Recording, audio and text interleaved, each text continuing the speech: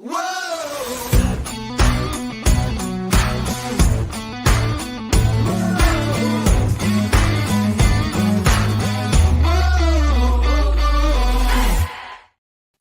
to the What's Our Verdict podcast, where we fashion ourselves television judge and jury. My name is JJ Crowder. I'm here with my co-host Mattson. Better red than dead. And Alec Burgess. Let's get it. Yeah, we appreciate you tuning in. We are live to talk about the Mandalorian. Go ahead and hit that follow, subscribe, like, bell notification button so you can keep track of all of our live episodes. We got some fun stuff upcoming, so continue to do that. Make sure you hit those buttons. Also, tell a friend about us. Tell your grocery checkout person about us. Oh, there we go. That's an easy one there. Also, go leave us a review, whether it's on Apple Podcast or Stitcher. It's always helpful, helps us grow the podcast, all that fun stuff. But let's talk Mandalorian, gentlemen. Chapter 19 or episode 3 of season 3. How'd you guys really feel? A Mandalorian episode? Let's be honest. Right? Right? I mean, strong start. Oh, right? Great start. Right where they left off. It's a perfect place to start a new episode is where you left off on the previous one. Yeah. So a good solid 5 minutes. You had a dogfight in there. It was amazing. And then we have to endure what might be the dumbest side quest story in Star Wars I've ever seen. Yeah. Like JJ, fill me in. Like, what are they trying to do here? I was bored. I don't know what they're trying to do. I think they're trying to do a couple of things. Before I get started, Fan Master, welcome. Hey, Fan Master. Yep. Technically, not new. We did all last season and this one, so go back, check out those episodes wherever you listen to podcasts, buddy. I think they're on YouTube as well. So, yeah, I don't know where they're going, and I think that's the problem, right? Like, that's what annoys me. And I think if I had to guess, I'm afraid of what my guess is, and that is they're setting a foundation for how we get to Palpatine being alive. And spoiler alert if you haven't seen the sequel trilogy, and because it's very heavy on the cloning, it shows that the cloning research obviously is going to continue in some way, shape, or form, based on this dude. And obviously there's an insider in the New Republic's rehabilitation program, which makes you, and then I think they're trying to show that the New Republic's not great. In a lot of ways. I mean, because I don't know about you guys, but those seem like a certain type of camp that won't let you leave a certain area. And oh yeah. I mean, I'm just saying, they're called labor camps. There you go. Labor. I mean, that's pretty appropriate. The difference is we sit in front of a computer instead of building railroads. It's just, it was a tough one for me because I get what they're trying to do. It's kind of like the Book of Boba Fett, where it was like, this isn't the appropriate format for this. In fact, the appropriate format for what we watched today is more in line with Andor, in my opinion. It just felt weird, but the beginning and the end of the episode were fabulous. So, yes. For clarification, the chick in the doctor, why at the end did she mind flay his mind? Like, I'm just trying to wrap my head around that, like why she did that. Well, because 2 reasons, I think. One, he can incriminate her, and if he doesn't stop, like, obviously she sold this dude out at the very beginning. Like, everybody knew this was going to happen. Like, everybody knew they were going to be there. The second piece of it is if he continues to say, like, he told you sold me out, you sold me out, whatever. If he continues to do that, eventually someone might listen. And then that implicates her. And 2, he's the one major person that has had breakthroughs in cloning technology and cloning in this universe. So now that they have his research and they have the tools that he would have used to continue said research, they don't really need him anymore, and they don't want the New Republic, because he was a big fan of the New Republic, at least at the beginning, to have a hold of that technology either. Got it. Okay, so she had they got what they needed. He's expendable, or whoever she's working for, they feel like they can just continue it on. And my hope is that she is now working for Thrawn, not some form of Palpatine. I just want them to keep these series as separate from the original, from the Skywalker saga, as it might be called, as possible. That's part of the thing that I love the most about them, is they're, as much as they can, to be detached from those movies and films. They're obviously, there's little things like Skywalker being in it, that attach it pretty heavily, but at the same time, that storyline hasn't taken over this show, and I don't want it to. And it's the first time I've been nervous about it is today. Fair dinkum. Mm-hmm. Like, I was sitting there going, and maybe this was the reason, is that we have now all these shows that almost you feel like they start with this one idea, right? But then they're bringing in other lore into episodes, but it doesn't seem to fit. Why don't they just do like a stories of Star Wars? Yeah. Where it's just a mini series almost of mini episodes. Because if you pull out the Doctor story and put that in with a lot of what was in Boba Fett, I think it makes a whole lot more sense. And it can be this disjointed to where you're just telling a story, and you can still loop it in. Yeah, it still connects. You can still connect. But that way you don't have this episode where I sat around going, what the hell? I was bait and switched into watching this thing. Yeah. Well, and I think I said it to myself out loud a couple of times watching the episode. Go, why do I give a shit about this guy? Like, I don't care. Like, I don't care. So they better. Now, my hope is that I'm here talking shit, and somewhere in the next 7 episodes or 6 episodes, however many, 5 episodes, whatever it is, they make it worth the time, the hour. And it's an hour. That was my other issue. Like, God, it was slow building. That's where I was a little confused, because it got to a point where I wasn't paying as much attention mentally as I probably should have, because I was like, just not entertained right now. I could care less about the last rock on Coruscant. 100%. I don't care. And that's the worst. Is like, I thought that was cool that there's a mountain, and that mountain is huge, because there's like, I don't remember the exact number, but there's a lot of levels to Coruscant. So for that rock to be peeking out of the top level of Coruscant, that's tall mountain. So I thought it was cool, but again, is that the appropriate place? Probably not. That felt like it should have been part of Rebels. You know what I mean? Yeah. Like, there's other places you could have stuck this filler content, because that's really what it is, filler. Yeah. And when I'm only getting 8 episodes, I don't need filler. That's what I was going to say. Like, what there, to JJ's point, there better be some payoff and connection down the road. Otherwise, this episode should have just been like thrown down the trash, except for like really the beginning and the end there. Yeah. And the beginning and the end, amazing. Can't wait to talk more about those, but just so salty about the rest of the episode. Like, yeah, I don't like it. Not even. I have the Bo-Katan actor. This episode, I found her actor kind of weighing on me a little bit, where it felt at times just kind of dry in one note, and I don't know. I just left feeling like just not. I don't know. I just wasn't feeling the acting performance this time. It bothered me a little bit more. I think that's the difference that you get between her being there physically and voice acting.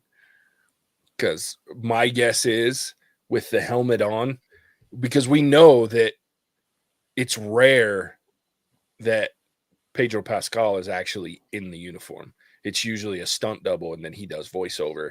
My guess is that the Bo-Katan, and I should know her name, I usually do, but it's always when I want to recall it that it's never there. It's been my entire day today like this. But that actress, my guess is with the helmet on this episode the whole time. And maybe in future episodes where now that she could be the reason they called this episode The Convert, she's probably voice acting versus being there physically like she has been in the past. The other thing is I mean, she's kind of going through some shit right now. Like, so the character's like in a different place because now that she ran these people, she led these people for years. Her sister led them for years before that. She was part of the Night Watch, which eventually became the Children of the Watch, which is this group that she's now been ridiculing for the last 2 seasons that Din Djarin's a part of. So she knows all of these. I guarantee she knows all of the. Why can I not think of this? I had a hard time with this one last week too, Alec. Creed? No, the prophecies. Jesus. She knows all the prophecies, including the one about the mythosaur that's supposed to come out of Mandalore and just wreck shit because it's the size and the sheer volume of it. So she's now seen it. She can't argue with it. She can't deny that at the very least there's a mythosaur there. Then you add into the fact that she's now been basically accepted by everyone, at least except for the Vizsla clan, Pre-Vizsla's relative. That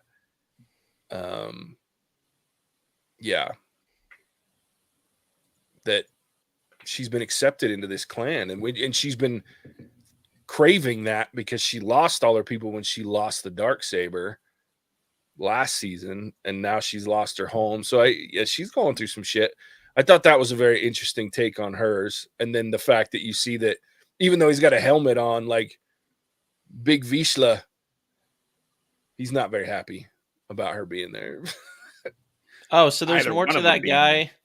There's more to that guy. I was like, who is this dude? I feel like I'd seen him before. He's a big dude, but I don't know. Well, he's played by John.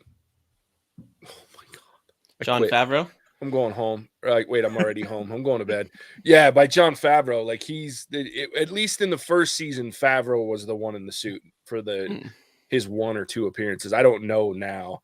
I think he's still voiced by Favreau because he is a descendant of some sort. And we say descendant like it was that long ago. The guy was probably part of the Night Watch or the Children of the Watch, whatever, when Pre-Vizsla. So Pre-Vizsla was he was part of the Clone Wars series, voiced by Jon Favreau. He was the guy that found the Darksaber, and he was the one that Bo-Katan was part of their clan. Bo-Katan, or the group, Bo-Katan betrayed them during the Clone Wars series especially after Darth Maul took the Darksaber from Pre. So this is a relative of some sort of the Vizsla clan. And the Vizsla clan is the one that he was in the new canon. Tar Vizsla was the first Mandalorian Jedi and the creator of the Darksaber. So it's like the Vizsla line is a storied line in the Mandalorian history and culture. And so he's going to have an issue because not only does Din Djarin have the Darksaber, which is technically his family's weapon, but she betrayed his whoever Pre-Vizsla was to this guy. So yeah, there's some deep cut history. Does Bo-Katan have the Darksaber now because she picked it up but she didn't win it? No, but it she was gave there. it back. She gave it back okay. to him after she wrecked the weird alien. Morlocks. Didn't Mando, when he was fighting with it, it felt like it looked like it was heavy to him or something, and she clearly knew how to fight with it in so I had a question about that because the fighting style was totally different. I was like, why does this look like this is like a great sword to him, where for her, she's very comfortable with it, which that part made sense, but I was surprised with Mando's fighting style. So she has a level of training with it. And this goes into, there's 2 things. One, you have to watch his inability to wield it very well. Was handled within the Book of Boba Fett in one of the episodes. and they talked about he had to learn how to use it. They're not but we learned a great deal in the Rebel series when the Darksaber came back. So I'm going to forget her name too, but there was a Mandalorian that's part of the main Rebels group. Sabine Wren. God, I am dying today, boys. I should just be sitting here letting you fuckers talk. Sabine Wren she's a Mandalorian that was part of the Rebels team in the Rebels animated show. She ends up with the Darksaber she takes it from, technically she doesn't, but it gets taken from Maul and given to her to lead in a certain way. And then the Jedi, oh my God, what's his name, Alec? Because which Jedi? The one in Rebels. Oh, Ezra Bridger or Kanan? Kanan. I kept wanting to call him Caleb Doom, which is his real name, but Jesus. Yeah. Anyway, Kanan Jarrus, who's a Jedi in this group and is teaching that he teaches her how to fight with this lightsaber. And what he talks about is that the fact that the lightsabers are heavy, even though they don't look it when we watch people like the Jedi use them, they're actually really heavy because it's energy just constantly being passed through this stone, the gems. And so that's the struggle. And he teaches her how to use it and let it control. Like it has to work. You have to let the blade do a lot of the work. You just kind of go with it a little bit is kind of how he explains it. I can send you a clip. It's on YouTube where it kind of explains. You should check it out. It's just Rebels. And if you search Sabine Wren, the Darksaber, it'll come up. And it will explain why he's having a hard time. And Sabine and Bo-Katan in the end of Rebels, she gave Bo-Katan. That's how Bo-Katan ended up with the Dark Blade, was Sabine Wren gave it to her because she had other shit she had to go do instead of leading Mandalore. So she gave it to Bo-Katan. And I'm sure Bo-Katan got a little bit of training and knew how to use it. Not to mention she was part of the original watch that had it and was really close. That makes more sense. Yeah. I was curious about that because, I mean, he's clearly very good with his craft. I was like, well, he's not good with that. Yeah. Are all Mandalorians great pilots or just the ones that we are currently watching? I think the idea is that most of the Mandalorians the old Mandalorians were like that. They had their own Starfleet kind of thing. That's the thing. That's why the Empire bombed Mandalore the way that they did and destroyed it, was because that planet, that group of people with their army could cause problems for the Empire. And the Emperor knew it, as did Vader, because Anakin had spent time with a number of Mandalorians by that time and during the Clone Wars. And so they knew that if there was anybody that was going to cause an issue, it could be they're like the Spartans of Star Wars, it seems. Correct. That's absolutely what they are. And they did have their own fleet. They had their own like starships. They had fighters. They were really good. So I'm assuming that most of these guys, especially the ones that are left, have been taught how to fly, to pilot, to fight in their different ways. They're pretty much just all around badasses. They're probably just not big on art and like hygiene, especially hygiene probably. Yeah, I mean it's got to be pretty smoky. I felt bad when in episode 2 or 1 or 2 when he's like, I'm going in full oxygen mode, and I'm like, ooh, that's a rebreather in that suit. Probably that's got to smell funky.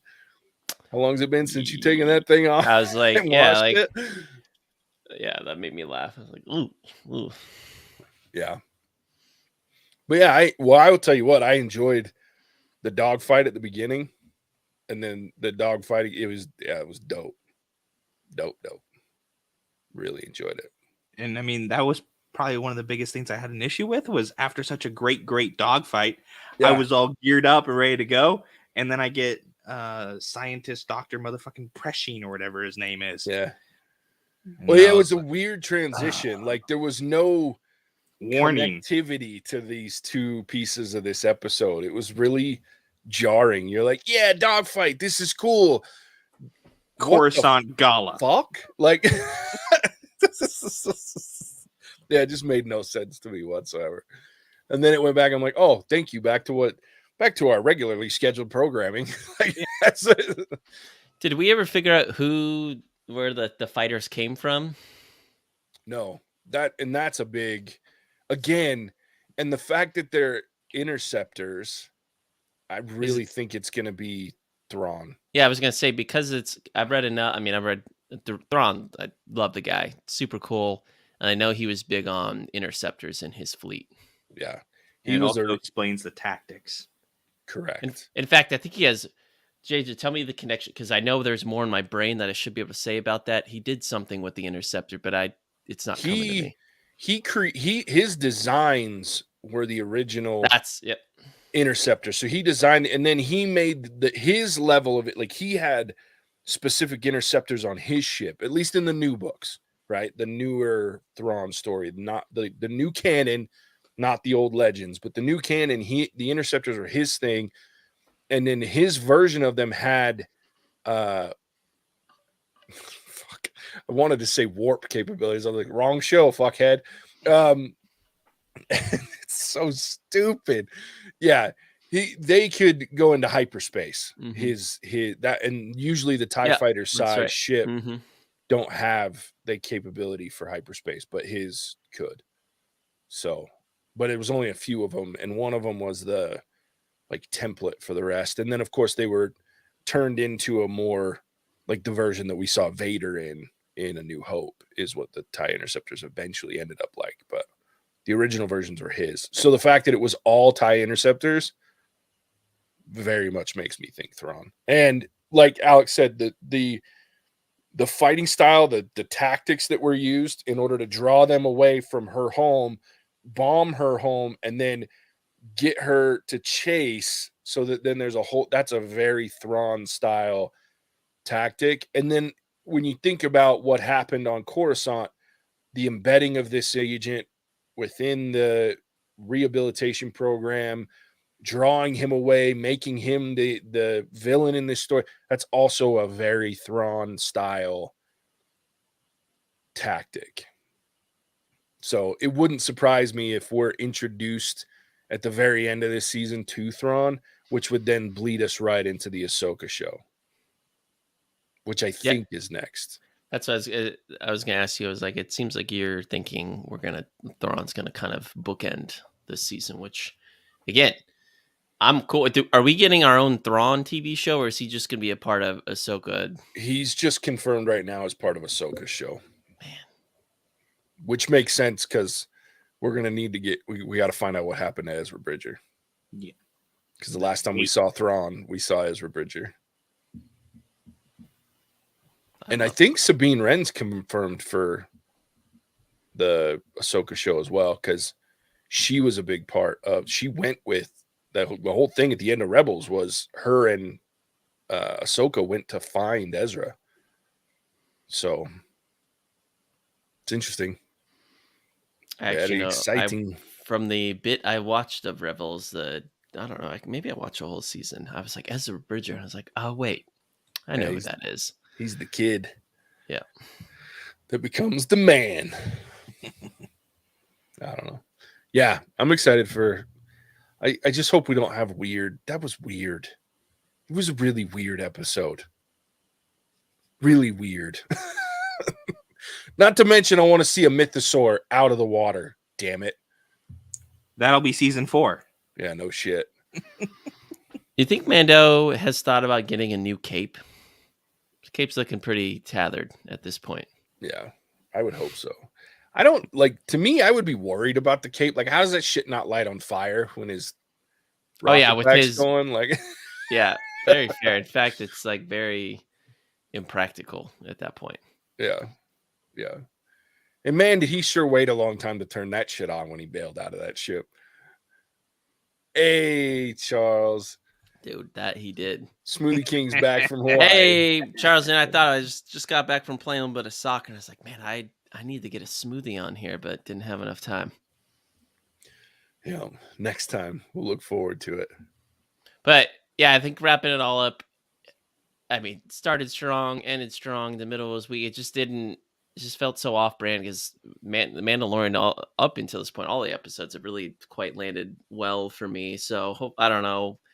They're smart. They've been doing well. I'm going to have faith Now, if we have another one of these, then I'll start to waver. But I'm not going to question the powers that be just yet.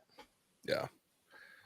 Yeah, should be interesting. And what the hell? Yeah, I don't know. I'm curious. That's what it left me with a lot of questions that I hope they answer. But I'm hoping it's Thrawn, and that's why it was all schemy and sneaky and showing what he's capable of controlling in a weird space that he shouldn't be able to control.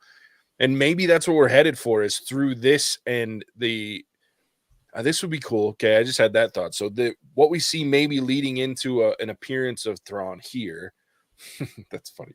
I'll get you there. So, and then through the Ahsoka show, maybe they're going to tell part of the original trilogy books where he's trying to get the Empire back. You know what I mean? Because the original trilogy, that was what he kind of took control of, the remnants of the Empire. And maybe that's Gideon, because Gideon was kind of sneaky that way too. Maybe Gideon was a direct attaché, lean into Thrawn. Maybe that's what, yeah.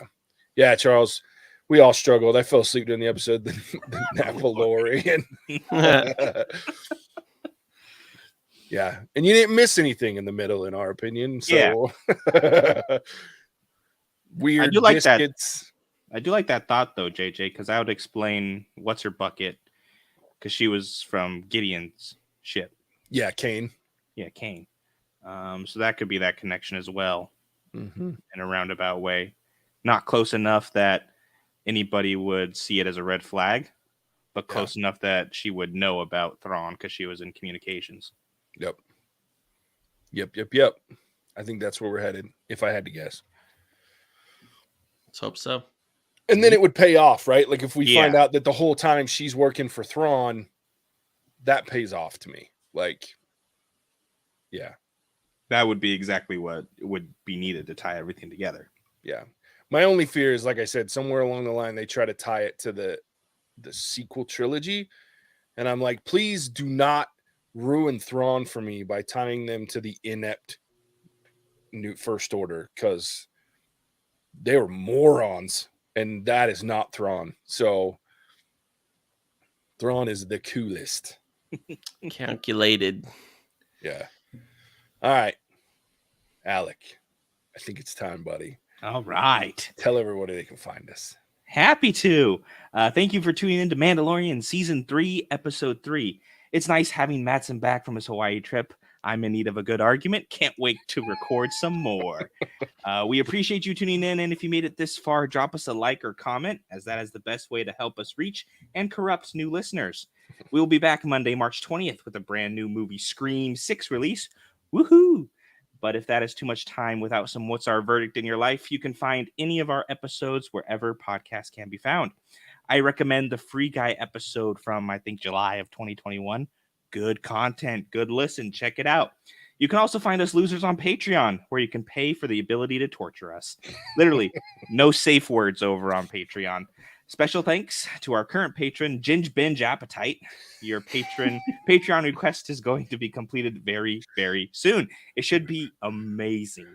Also, we enjoy hearing from anyone and everyone who comes across the podcast. So go leave us a review on either Apple Podcasts or Podchaser and let us know why you love us or why you hate us. We crave the attention. With that, I will send it back to the Mauling Mammoth, the King of Crash, a JJ. That's right. Thanks, Alec. As always, good for a chuckle. Yeah. And I have nothing else. So with that, as always, we appreciate you tuning in. We will catch you on the next one. Bye. Hasta la vista, baby. Cinemagic out. Whoa!